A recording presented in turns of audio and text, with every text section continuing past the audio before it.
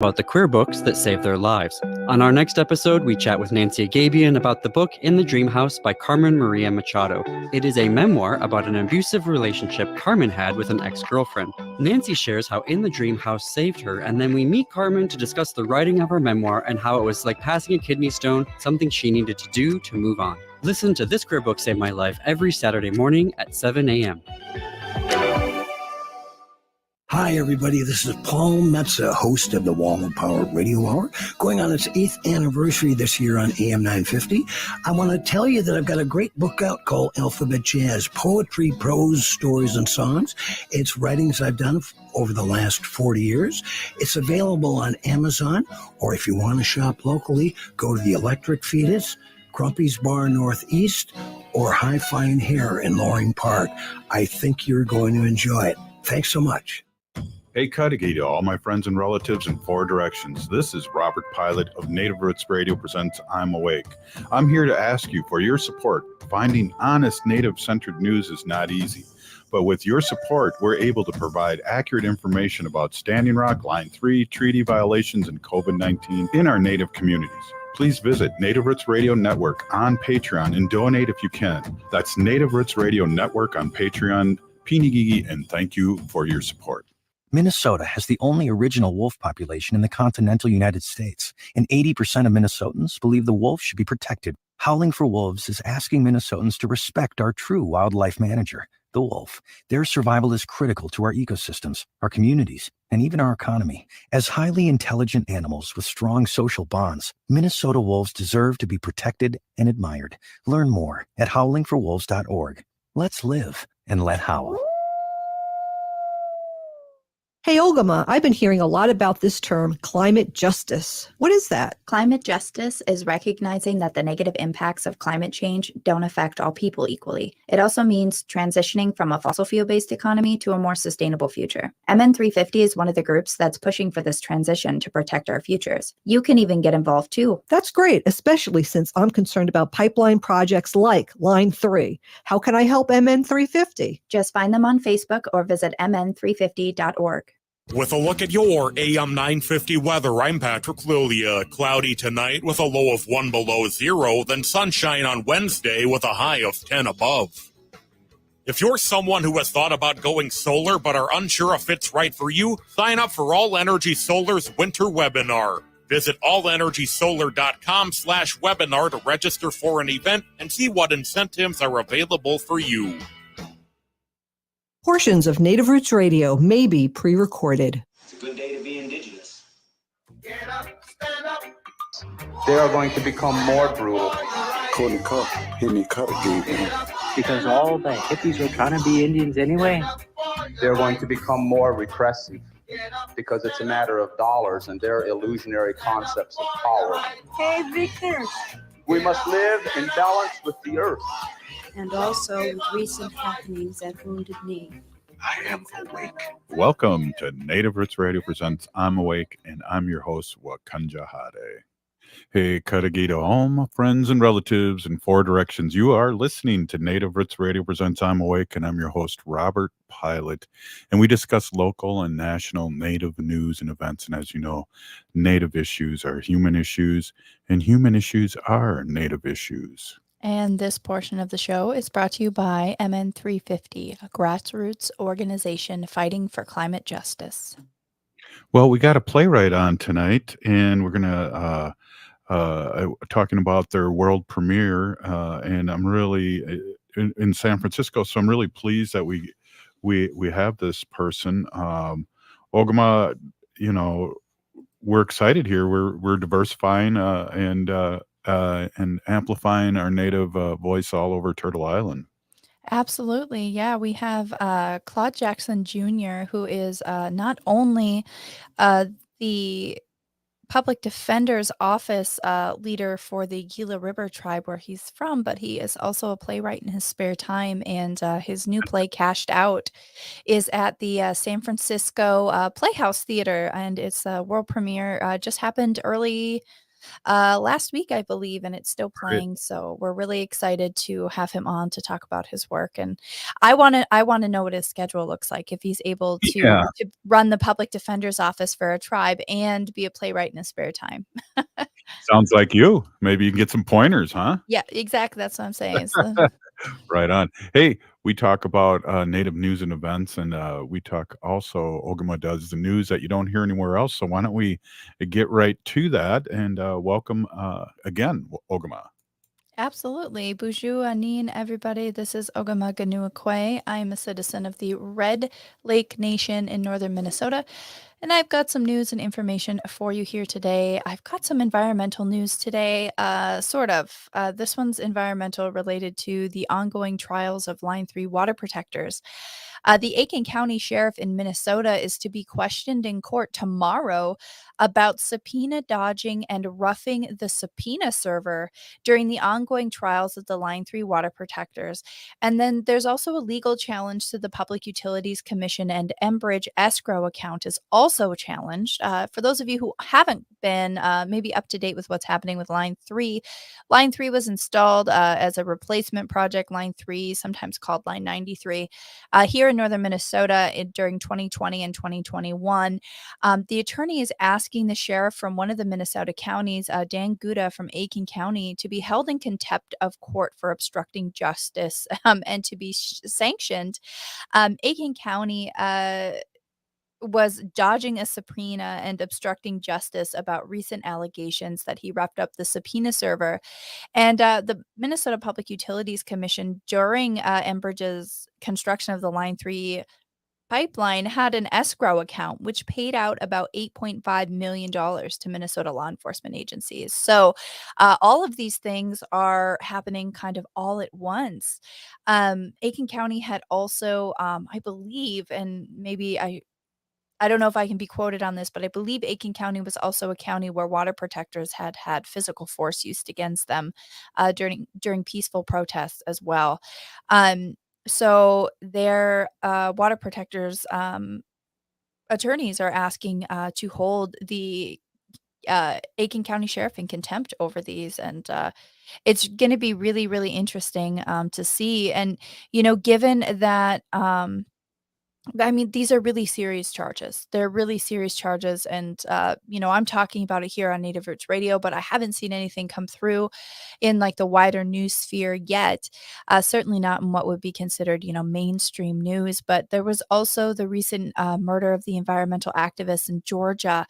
And Tortuguita was murdered for protecting forests in place of a police training facility. And we all know that there's been another police brutality murder of Tyree Nichols that has happened. And this is the same zone. These things are all intersectional, right, Robert? They all connect. And it's definitely something that I would hope would merit further news coverage. So we'll kind of wait and see what happens with that. But just wanted to make everybody aware. So if you're interested in going to the Aiken County Courthouse, they will be having this court session Wednesday, February 1st at 9 a.m. Which is tomorrow at the Aiken County Courthouse in Aiken, Minnesota. There is a possibility for Zoom, but as of right now, that has not been approved by the court. So we're waiting to see what happens. But, show up, boots on the ground if you can, and let Aiken County know what you think of the charges against Sheriff Dan Guda and Richard Hart, who is the PUC-appointed escrow account manager, both of which have been called to testify in water protector cases. So. In news of kind of the Northwest Coast, the United Tribes of Bristol Bay just had a news release that came out that after years of effort, Bristol Bay is celebrating EPA's historic action to stop Pebble. The Bristol Bay tribes and communities and Alaska Native corporations and organizations are celebrating the Environmental Protection Agency's finalization of 404C Clean Water Act protections that will stop the proposed Pebble mine from being built at the headwaters of Bristol Bay up in Alaska. Just today, the EPA published its final determination outlining the prohibitions and restrictions that will prevent this large-scale mine from being developed at the Pebble deposit due to the adverse impacts such a mine would have on Bristol Bay's people, waters, and salmon fishery. And the news is really, it's decades in the making. It was initiated back in 2010 when Bristol Bay's tribes formally petitioned the EPA to use their authority under the Clean Water Act to help protect the watershed. This is really exciting news. The protections there are going to prohibit and restrict the use of the waters of the South Fork Cooktooly, North Fork Cooktooly, and the Upper Talarit Creek watersheds in Bristol Bay as a disposal site for the discharge or dredged or fill material associating with mining as well. This final determination also prohibits future proposals to develop mines at that location. And the impacts of that have similarly been denied by the Army Corps of Engineers in 2020. So EPA, if you could come over here to Minnesota and get some of those protections going a little bit stronger here, right, Robert, for water protection here. Well, you speak on that, and I think, geez, the EPA, these people are supposed to protect waters. I have a big question mark. So, these people, these organizations, and the DNR and all these things, I've just lost personally total faith in a lot of their actions. So it's hard for me to agree with that one, Ogama. Yeah, no, I mean, I'm happy to see that the EPA is doing what it can in certain places, and in other Right. places it's just not happening. And you're right, especially here in Minnesota, my faith in the administrative forces that are supposed to protect our water and land and people here, have duly failed us on many occasions. And I would be open to having the EPA step in, which they have done in the case of wild rice and sulfur levels in northern Minnesota. They have stepped in for denying 404 water permits here in Minnesota just as of the last year related to mining as well. But the Boundary Waters also had that big win where the copper and nickel mine in the Boundary Waters, Polymet, was shut down by President Biden as well. So there have been some wins at the federal level, but we Right. really need to get these state agencies on board. Yeah, definitely. Wow. Yeah, it's hard to see and listen to all this for 6 years, right, Ogama? I mean, and you've been in the battle longer than the show's been on. And sometimes it's hard to get out of bed, and other times you get out of bed and you want to really fight for our people and our land and Mother Earth and Father Sky. Thank you so much for doing a great report as always. And, up next we got this playwright, Claude Jackson, and I'll look for some help with you on the interview. So we'll be right back after this short break. See you soon.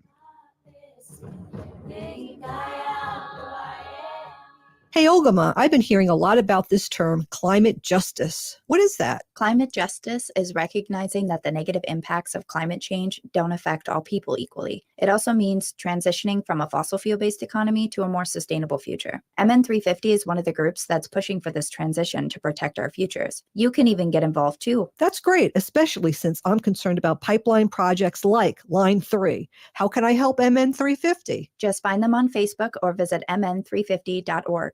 Take care of your community by joining Metro Transit's Adopt a Stop program. Show your community pride by adopting a transit stop. Join us in helping keep the stop and your neighborhood beautiful and report any maintenance needs to us. We'll put a sign at the stop recognizing your efforts, plus you'll get 10 free rides every month. Get details at metrotransit.org/adopt. Again, adopt a stop for Metro Transit. Would you let animals pick your insurance? Do you really need to experience mayhem to get the best rates? Or how about a celebrity quarterback or fake university saving you money? There's a lot of marketing stunts when it comes to insurance, but what you really need is someone looking out for you. Call Array Insurance, and they will work hard to find you the best insurance coverage and rates. So avoid gimmicks and call Cheryl at Array, 763-504-3067 or arrayinsurance.com. Array Insurance, working hard for you. J&S Bean Factory is a native-owned, community-supported, cozy, artsy coffee shop which offers roasted on-site beans, live music, and baked goods. Relax in the beautiful outside patio. City Pages writes, voted top 10 coffee shops. Tucked into a quiet corner of St. Paul's Highland Park neighborhood, this coffee shop roasts beans on-site from the best coffee-growing countries in the world. Located at 1518 Randolph Avenue, St. Paul. The good stuff.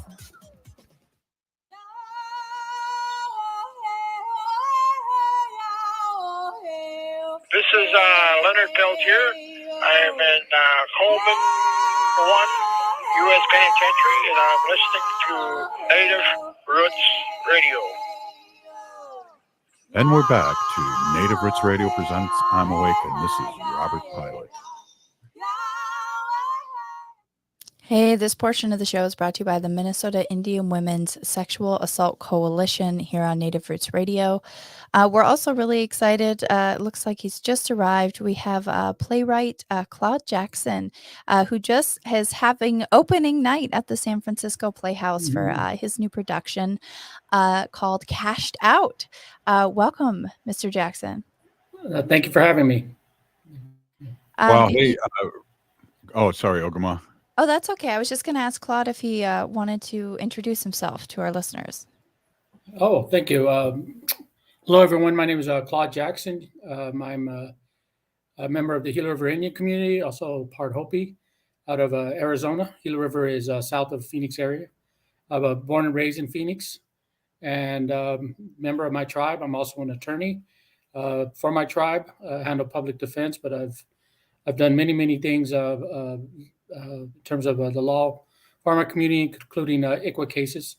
And I'm also a writer, and I just happened to get commissioned to write a play, and I'm over here in San Francisco, and yes, opening night is coming on. Thank you. Wow, that's exciting. And again, welcome to Native Roots Radio. I'm Awake, and it's exciting that you had it was first an abbreviated play, and then people saw what you want, and then they made you work more. And we're trying to figure out, you're a full-time attorney and a playwright, and I can barely tie my shoes here, but it's good to hear that your tribe's attorney too, because on the off days here, I'm a legislator for Ho Chunk Nation too, so I'm in the government business. We don't talk about that here much on the radio, but I know you're very busy. So how exciting was that to have them, or was it frightening, or did you feel like, hey, I have more things to say? It was, you pretty much described it all. A little frightening because I just didn't know anything of what was happening when they decided to commission it, and even when they chose San Francisco chose this as part of their season. I just was I just had to turn it over to people that I had to trust, that I really didn't know, but they gave me a great director, Tara Moses, native cast, and were very, very respectful of my tribe, and it just went from there. And I really been like, don't know, I don't know what to expect beyond opening night, beyond closing. I'm just having the time of my life, just enjoying it. Well, you and your brother wrote a play, In Circles, which is streaming on Amazon Prime and other outlets. So you're a veteran of this of some sorts, but what's your process? Do you write 2 pages a day, or I heard if you do 2 pages a day, you'd have a full book at the end of the year. What is your process? Well, it's when I could find time for it. I don't sit down and say I'm going to write this many pages, or I'm going to write for this amount of time a day, because I can get not only caught up with my regular job, but also I got a family, and I got an 8-year-old that demands my time, and she better get it. So, but when the mood hits me, I can go full bore, and I'm pretty fast with it. And what I'd like to do is just get it down on paper, and then I can work on the rewrites, and that's much more fun to do that. Then you're cutting, you're adding, you're really getting to know your characters after you've done your first draft. Hey, we're talking to playwright Claude Jackson Jr. about his play. Well, we're talking about him, but let's talk a little bit about his play, Cashed Out. It's a story of 3 generations of women that live in the Gila River Indian Community Reservation in in Arizona. Oops, sorry, there I got the Midwest. Midwest, big difference, right? And temperature too. We're like 20 below here in Minnesota now. But tell us a little bit about that. I know we always talk about the 7th generation, and that's the generations that precede us and the ones that are forward, that we protect the water and protect our way of life. So what was your inspiration with these 3 generations? Are they people you knew, or people that were in your family, or are in your family? What was the inspiration on that? Yeah, it was in talking about the strength of a family, definitely the women in my family who have taken care of me, my grandmothers, my mom, my wife now. And so those were, I knew that I can draw that strength from them. One of the key to it, key to this play was, it is a tragedy. And originally the theme, when it was a short play, the theme was gaming. And so I just try to come from a place when I submitted this play, I just wanted it to stand out. So I chose it being a tragedy. And then I wanted to talk about addiction. That's something that's lived in my family for many generations. And so I just went with gambling addiction. And it's not something that I'm overly familiar with or was, but addiction's addiction. So I went with that, and then I wanted to talk about the not only the struggles, but from an aspect of life on the res, of traditions and customs. I chose basket making because the O'odham people of Gila River are well known for their basket making out in Arizona. And even though I don't have any of that background, so that took some research as well. And so that's where I went with it. And I wanted to present characters that were strong women that lived on the res, that wanted to be out on the res, and that were doing all they can to help this particular person, the main character named Rocky Camus, to overcome her gambling addiction. And so, in the end, like I said, it's a tragedy, but the young daughter of Maya is someone that, the audience is going to come away with knowing that this young girl is going to be all right. Her great aunt is there for her. The rest of the community is there for her. And she's making, strong decisions herself, even at a young age, that she's going to break the cycle of addiction. Wow, that's awesome. We talk about, before gaming came into our tribe up here, when we did basket weaving, we were on the side of the road selling those to maintain, our aunties and our gagas, to maintain some kind of cash flow. And it's a long tradition here for ho-chunks too. So it's really interesting. So there is a fine line between addictive personality, so addiction to drugs and addiction to gambling. It's a hard thing because it's so everybody does it in a sense of, like, people gamble. So do you have addiction? You hide it. All these things that wrap up into it. So it's a poignant story for us, especially with COVID. We had the addictions in the parking lot doing push-ups because we were so worried about COVID, and we were still having our members pass on with these addictions. So it's great to have you put this in the forefront of your play. Thank you. Yeah, and if I could add too, is that, ironically, Indian gaming has been very beneficial to me. I would not have graduated undergrad years ago. I would not have become a lawyer. my tribe paid for my my education, and although I wasn't mandated to come back and work for my tribe, it was always in the back of my mind. And I've been with my tribe for 17 years, working as an attorney. So it's provided for me, it's provided for my family, and so I'm grateful for that opportunity. And but I wanted to talk about addiction in this regard, and I wanted it to stand out. So that's the path I chose in getting this play done. Ogama, we got less than a minute here. Do you want to just ask the question and we'll ponder during the commercial? Did you have a question? I was actually just noticing the time and was going to let people know that Cashed Out's opening night at the San Francisco Playhouse is tonight. If you're in the San Francisco area and you're tuning in, you can go to sfplayhouse.org or call the box office for San Francisco Playhouse. Performances go January 26th through February 25th, so you can get your tickets and make a plan to go see this. This sounds like a wonderful production, and I'm excited to talk with you more in the next segment. Thank you. Right on. Hey, we're with well, I want to say Superman Claude Jackson Jr., but playwright and full-time lawyer and all around a groovy native dude. We'll be right back after this short break. Talk a little bit more about the play that's opening and how excited we are to support you and hear more about it. We'll be right back after this short break. Stay with us.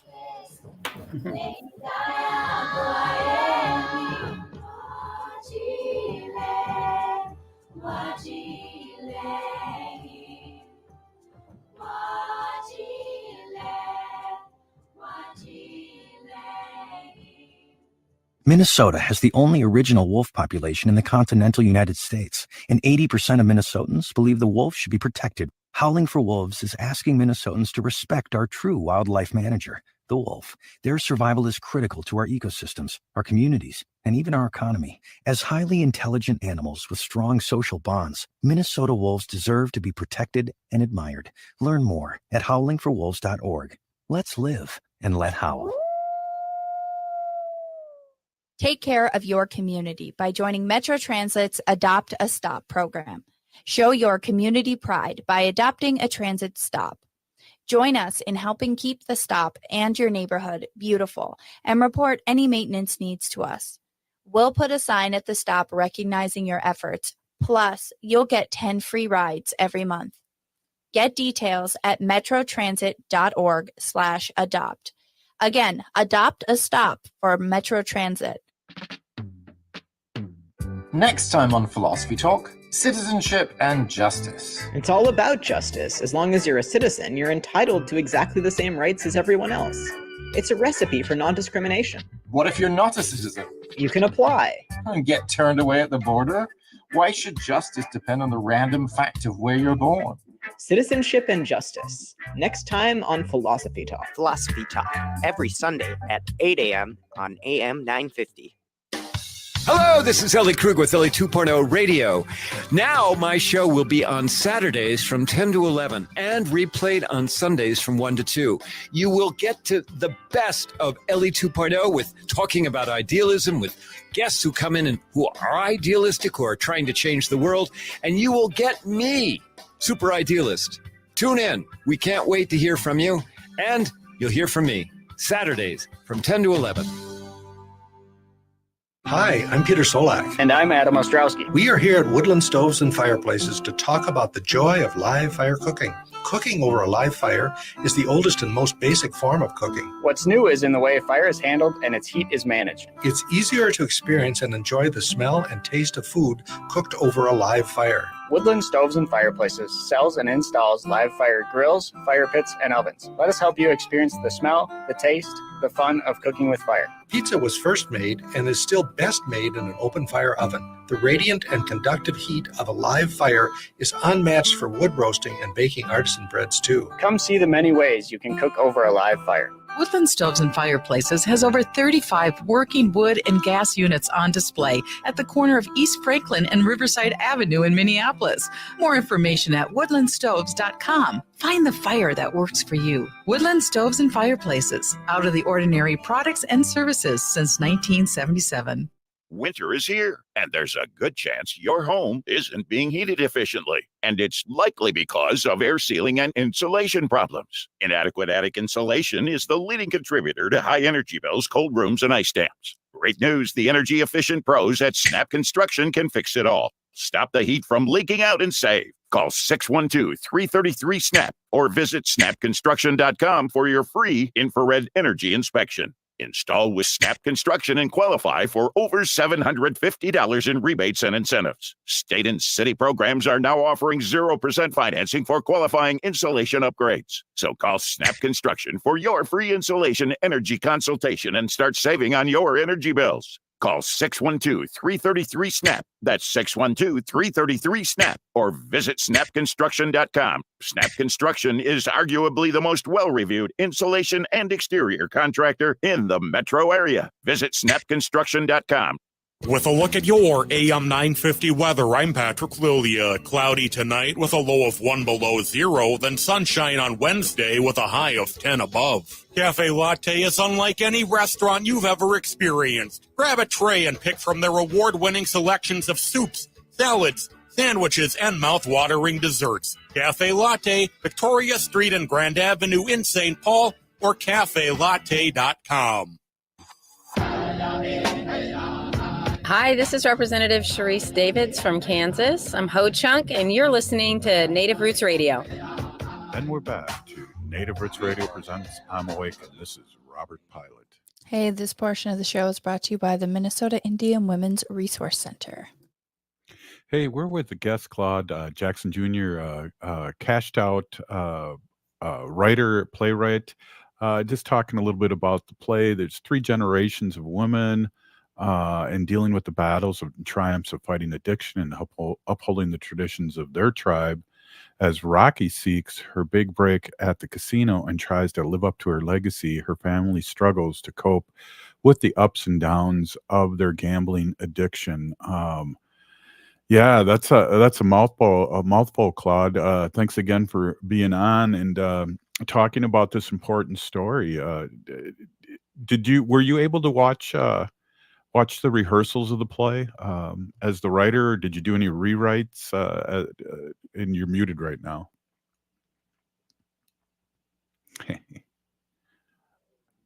He's unmuting. I apologize. No problem. No, well, yes, I did plenty of rewrites, and I started. So we're in the middle of doing previews. So we're performing before live audiences, and then I had so I was here for those rehearsals, and then during these performances now, these previews, we've been hammering out lines here and there. Matter of fact, I was here about maybe an hour or so ago. I went down to the Playhouse to help fix a line that we needed. We needed some extra time in terms of doing a transition. So it's been quite an experience. I personally, I'm recovering from a quadruple bypass surgery back in October. Ooh. So I was kind of laid out for up until a few weeks ago. And so since then, I've been able to move around and travel here. Other than that, I was doing everything on Zoom when I was helping with the rehearsals. Wow, rewrites and up to the minute. I love the theater. I have a place in New York, and we always go to the theater whenever I visit. And the theater to me, it's the actors give off the audience, and the audience, it's a give and take, and it's always different every night. So that's exciting, and you're going to be able to experience that more now that you're feeling better. So that's even more exciting. Just the daily hype and seeing your art come to life is got to be a great feeling. Oh, it is. It's I've shared this story before that, deep down, I think I really wanted to be a theater kid in high school and college, and I just never did. I never went out for anything. Uh, for whatever reason, maybe I just was fearful of it. I don't know. And but I also wanted to always be a writer. I was kind of always doing that in the background. And so when this opportunity came to be a playwright about a little less than 10 years ago, I just fell into it. I sit in as many meetings as I can, rehearsals. I just like being around that community of especially the actors and directors that are really committed to this. They just want to tell stories, and I admire them about that. And they are so serious about their profession, and again, you can't help but admire all of that. Ogama's got a question. That is beautiful. Go ahead, Ogama. Yeah, and you just kind of transitioned beautifully in that too. It says you recently acted in Cornerstone Theater Company and Arizona State University's production of Native Nation and the Arizona State University production of Indian School. So you take on acting as well as playwriting. Is that right? Yeah, I did take that on. I kind of just fell into it. Larissa Fasthorse is the one that did. She's the one that wrote the Native Nation, and so it was good to meet her as a playwright. She's been very, very helpful to me, and then I from that I auditioned for another role at Arizona State, which is in my area. It's my alma mater, and so I acted in there, and I really liked it. I took an acting class at the community college a few years ago. And the excuse I was telling everyone is because, well, I'm an attorney. I have I do a lot of jury trials. I just want to project. I want to, be good with public speaking. But honestly, it was just so I can get up and to do dialogue and monologues. Well, just to let you know, too, I wouldn't feel bad if you did a play about a radio show and then start, and act and gave me a little shout out to come and try out for the play. Now it's up here now. You better watch out, Robert. Be careful what you wish for. I know. I'm gonna start workshopping that. Yeah, that sounds good. Well, I bring you up here to Minneapolis, which has more theaters per capita than any place in the United States next to New York City. So we're ready for you, and you'd have to have Ogama on too because she does all the work, and I just come in and you can have her complaining and maybe her to start the play. I could be your first place stagehand. I'll do all that background work. You do the background and the director. Do it all. Exactly. Well, do you, in all seriousness, do you think about the next play, or are you concerned, concentrated on this one? No, I'm thinking about the next play. I've got a few that I was working on one. A little bit earlier and cleaning up an old one. And so I've finally have time to work on these other ones. And I have a few ideas. Some ideas are some television pilots and screenplays. It's just fun writing. I just love doing it. I never have any expectation that anything's going to be produced or not. I just want to tell a good story, write it out. And maybe in 10 years, my daughter can discover them and she'll have fun with them as well. So, well, we've had the Reservation Dogs on a bunch of times, and a couple of those guys, or one of them for sure, is a writer, Bobby Wilson, who was a student of mine when I taught high school here in St. Paul. Wow. Yeah, it's a small community of natives, but I would have never thought that he would be where he's at now. I think he graduated 2004. From high school, and it's just amazing when you put one foot in front of the other, and there you are, and that's sounds like a little bit of your story too. It really is. It's just been, I tell everyone that I always feel like a lottery winner. I mean, I feel very blessed, very, very fortunate. I'm now meeting people in the theater community, much like I met in the law community, that have just been mentors, have helped me along the way. And of course, I'm going to pay that back. I'll help anyone that comes my way, has questions, needs any advice, because that's what we're supposed to do. That's what we're here for. And things get paid. They pay off in the end. And so I'm a firm believer of that. Right on. Yeah, you have to give it away to keep it for sure. Yeah, it's interesting.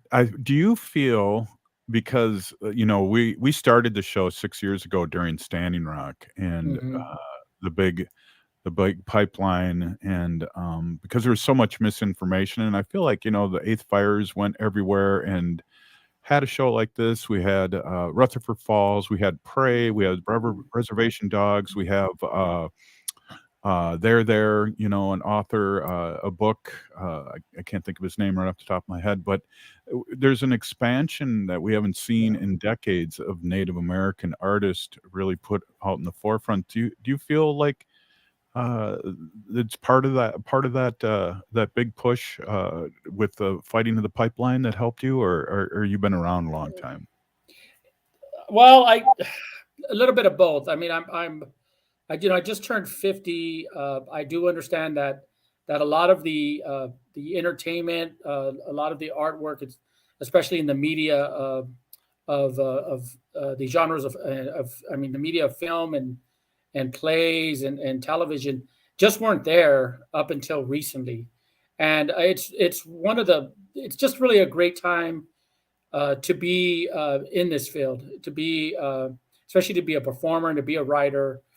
And I think the outside world is really seeing that this is a fertile ground for talent, and that these stories that are being told, it's just a fresh voice that everyone should be looking for. And I think that the powers that be are finally seeing that. These stories, our stories actually, I mean, they come from a different place, but the stories in general that mean for like entertainment value, I mean, the Greeks were doing it thousands of years.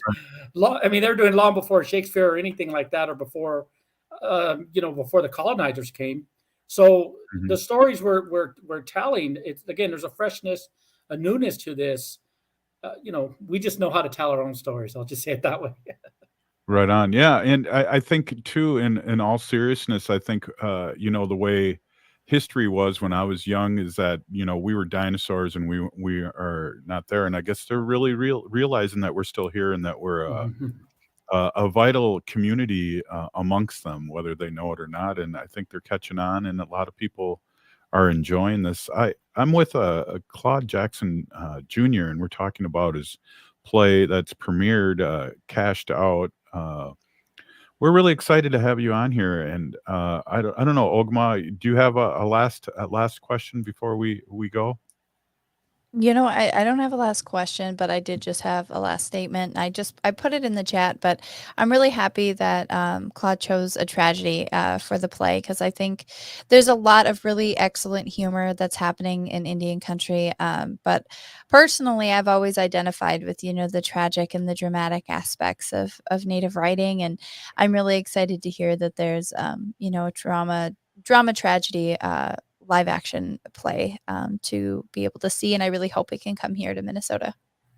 If I may, I that's one of the I was asked that by some students the other day when they came to see the play, and what do I want out of this play? I mean, I want to bring it back to Arizona, of course, because that's where my people are at, but I want this to travel. I do want to bring it to many different communities, different places that I feel will appreciate it. And so hopefully it gathers some legs and roadshow. Right on. Hey, Peeny Gigi, thank you so much for coming in. Claude Jackson with Playwright at Cashed Out, premiering this week, and we're going to have you on again. And I know there's a fine line between tragedy and comedy. I do remember that from school, so I feel that every day when I'm on the radio. So thank you so much for being on. Thank you very much. Right on. Hey, we'll be right back. We got Nancy with a guest here. We'll be right back after this short break. Stay with us, please. Hey, Ogama, I've been hearing a lot about this term, climate justice. What is that? Climate justice is recognizing that the negative impacts of climate change don't affect all people equally. It also means transitioning from a fossil fuel-based economy to a more sustainable future. MN350 is one of the groups that's pushing for this transition to protect our futures. You can even get involved too. That's great, especially since I'm concerned about pipeline projects like Line 3. How can I help MN350? Just find them on Facebook or visit mn350.org. Hey, Cudahy to all my friends and relatives in four directions. This is Robert Pilot of Native Roots Radio presents I'm Awake. I'm here to ask you for your support. Finding honest Native-centered news is not easy, but with your support, we're able to provide accurate information about Standing Rock, Line 3, treaty violations, and COVID-19 in our Native communities. Please visit Native Roots Radio Network on Patreon and donate if you can. That's Native Roots Radio Network on Patreon. Pinigigi, and thank you for your support. COVID-19 is still here. It's not too late to get your booster. Staying up to date with vaccines can help you protect yourself from getting seriously ill from COVID-19. Get your booster at the 360 Colburn Clinic, operated by St. Paul Ramsey County Public Health, for a chance to win one of 5 $500 Visa gift cards. Each week in January, a winner will be selected from eligible persons age 5 and up who got their COVID-19 booster. To learn more and schedule your appointment, visit ramseycounty.us/booster. Minnesota has the only original wolf population in the continental United States, and 80% of Minnesotans believe the wolf should be protected. Howling for Wolves is asking Minnesotans to respect our true wildlife manager, the wolf. Their survival is critical to our ecosystems, our communities, and even our economy. As highly intelligent animals with strong social bonds, Minnesota wolves deserve to be protected and admired. Learn more at howlingforwolves.org. Let's live and let howl.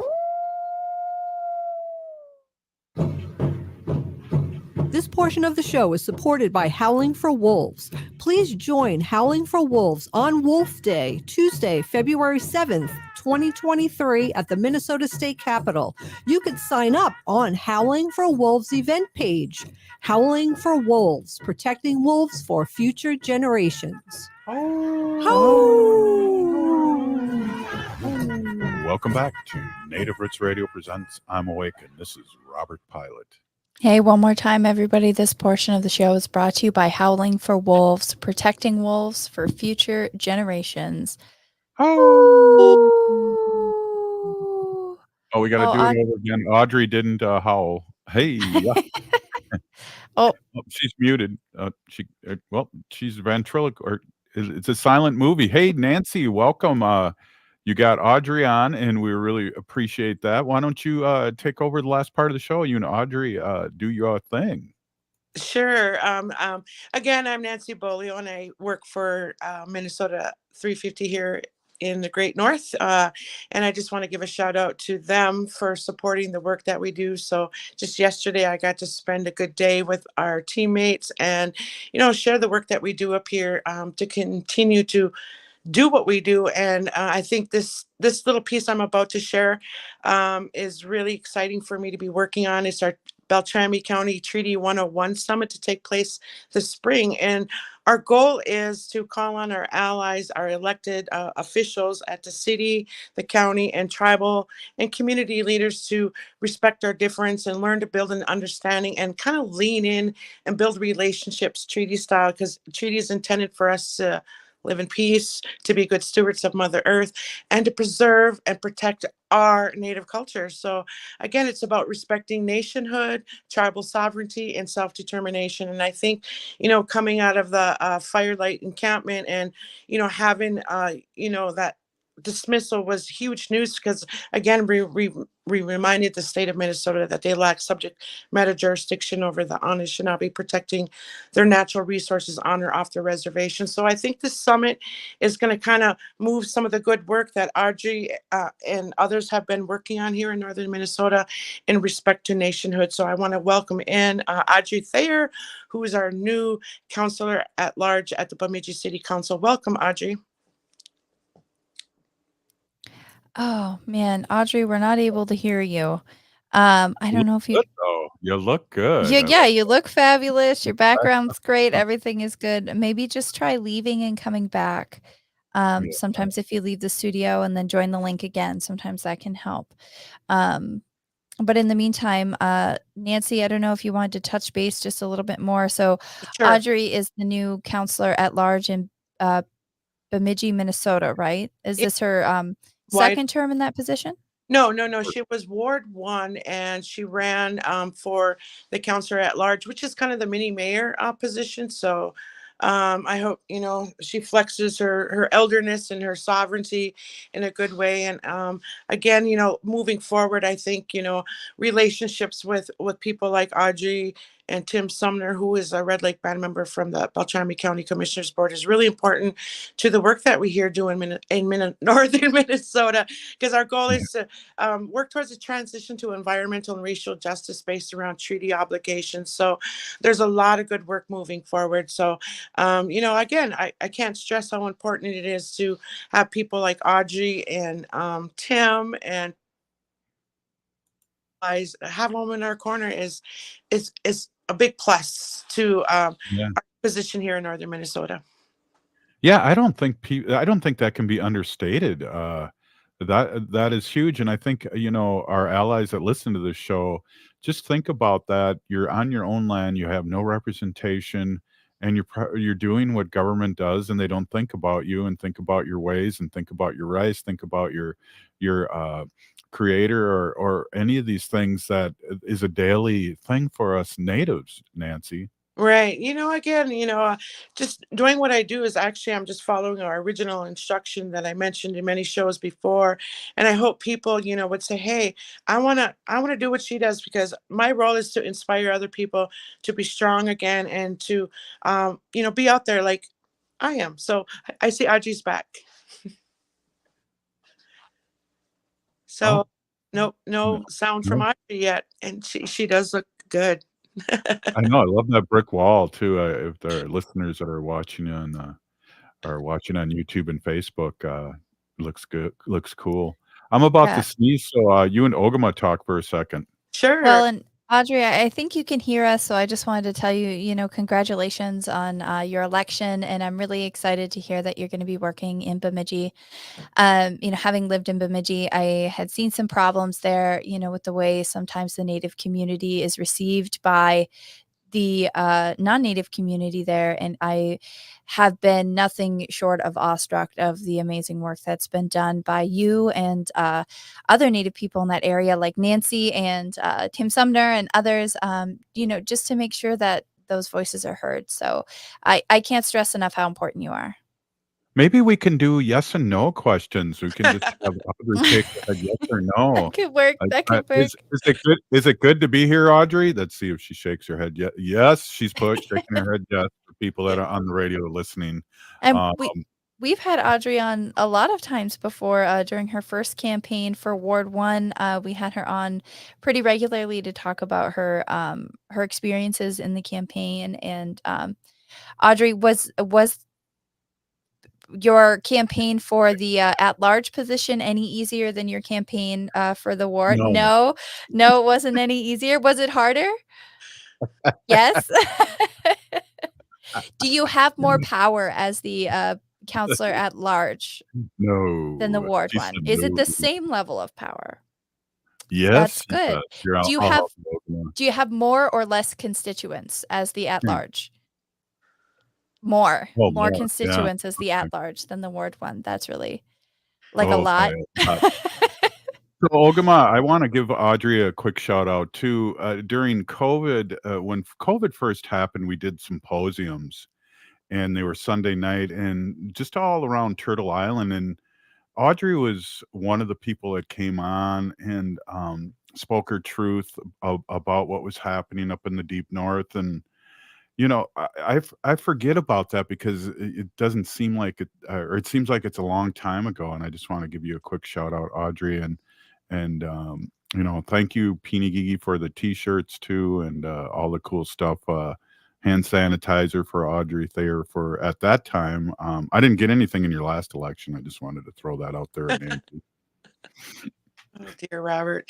Yeah. So this is, Audrey is a fine example of why we need to get out and vote. And when you think about, 2024, it seems like it's far away. But again, Robert, you just mentioned how quick time goes by. So I think it's really important that, we continue to talk about why voting matters, because again, it's people like Audrey, bringing our voice to the table and supporting the work that we do collectively. And again, we couldn't do it without these people in the inside, showing up in a good way and being a good voice for our people. And again, with the help of Audrey and Dan and the support of the Bemidji City Council, for the first time in its history, the Bemidji City Council has posted the Red Lake, the Leech Lake, and the White Earth tribal flags. And that's big news, but it's only one small step forward. And again, working for Minnesota 350 and defending the treaties, I think this is an opportunity for us to, again, work together as treaty people to create a space to build an understanding. And what does the transition to environmental and racial justice look like based around treaty obligations? And again, we have to remind ourselves we're the first city on the Mississippi, and we should be leading by example. And what Line 3 has done, out towards the Firelight encampment is very devastating. And I think we have to take something from that and learn how to protect our water into the future. And I think we're in a good place right now to make sure things that, are working, and that we call on our non-native. She froze. We just lost her way. Hey, if you're listening to I want to thank Audrey for coming on, and Nancy, and I want to thank Ogama for the great news segment, and Claude Jackson, playwright of Cashed Out. If you're listening to the show, you are part of the resistance from Chief Plentycoop. The ground on which we stand on is sacred ground, is the blood of our ancestors. We need to resist, divest, join a group, run for office. Free Leonard Peltier now. No matter if you're eating out or cooking something at home,